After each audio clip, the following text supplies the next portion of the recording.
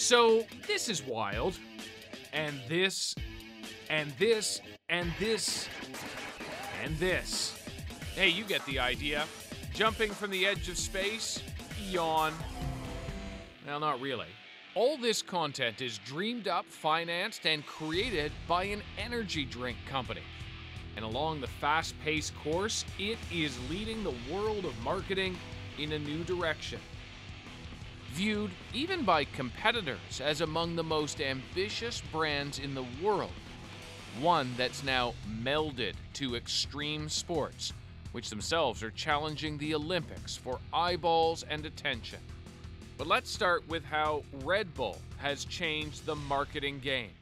Yeah, they're redefining the role that brands play in consumers' lives. Ron Tite is excited to talk Red Bull. He's spent his marketing career convincing clients to follow in similar footsteps. The battle right now for brands is not in sales and is not in marketing. The battle's for time, right? I mean, that's what every brand wants. They want to capture 5 seconds of a consumer's time, and hopefully that'll lead to a sale.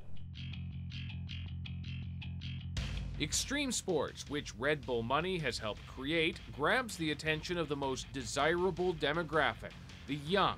They also happen to be the most skeptical to normal advertising. The line that we use is people don't want to be pitch slapped, right? Yeah. They're sick of being sold to. And so if it's this overt, hard sell, they'll turn it off. They have far too many other options of interesting stuff to tune into. Looks like somebody's been doing some shopping. This is the model that's worked for generations. Show product, smile, maybe hold product to face. Just doesn't sell like it used to, though.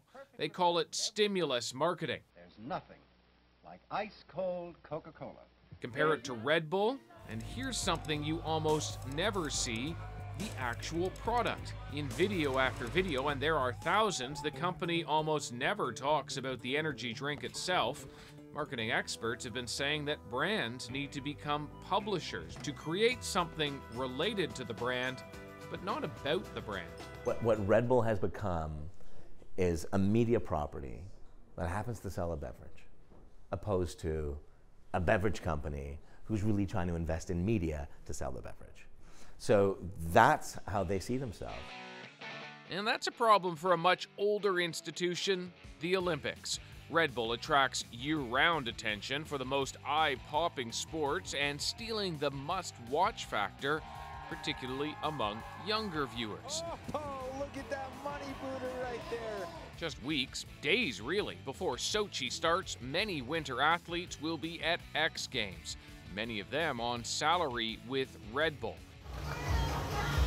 Red Bull is awash in money, and athletes love it. A call from the company is the guarantee of support and spectacle. Canada's Mark McMorris is sponsored by Red Bull. He's a young X Games champion snowboarder, the great hope for the country and the Olympics, too.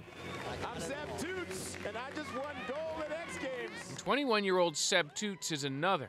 Let's say I go to the bar or somewhere with a Red Bull hat, you know, everybody knows I'm doing something out of one of the sports. Sebastian pretty much. Toots, as everyone calls him, will compete in slopestyle, an X Games sport making its Olympic debut.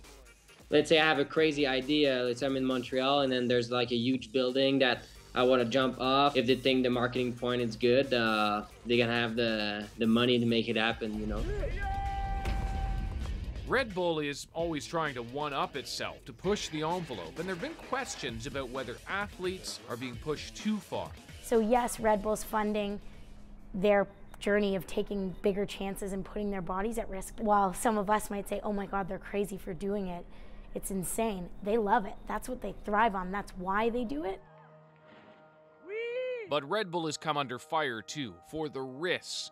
7 people sponsored by Red Bull have been killed in recent years, including Canada's Shane McConkey, who died after a Red Bull base jump went wrong. Even the personal pilot of Red Bull's Austrian founder was killed trying to crash land his microjet. Serious events, but Red Bull has avoided most scandal. It is usually sponsor, not organizer, which may explain how the company escapes some scrutiny.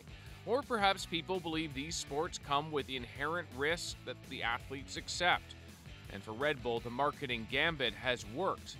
Even with much stiffer competition, it still holds 42% of the global energy drink market, about what Coca-Cola holds in the soft drink market. What began as a party drink marketed to a narrow niche is now a worldwide superstar, copied by marketing teams elsewhere. For The National, I'm David Coleman. Yeah, right there, that's good. Go.